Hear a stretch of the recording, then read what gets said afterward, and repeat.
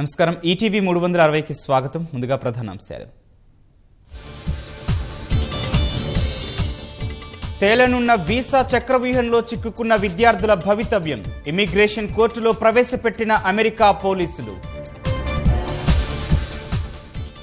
విద్యార్థులను విడిపించేందుకు తెలుగు సంఘాల కృషి.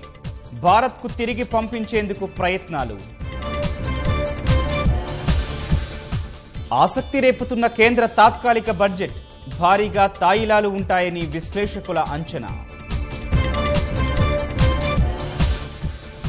గ్రామీణాభివృద్ధి, వ్యవసాయంపైనే కేంద్రం దృష్టి. బడ్జెట్లో మధ్యతరగతికి ఊరట లభిస్తుందని ఊహాగానాలు. రాష్ట్ర పద్దు రూపకల్పనపై నేడు కేసీఆర్ సమావేశం. బడ్జెట్ సమావేశాలకు ముందే కేబినెట్ విస్తరణకు కసరత్తు.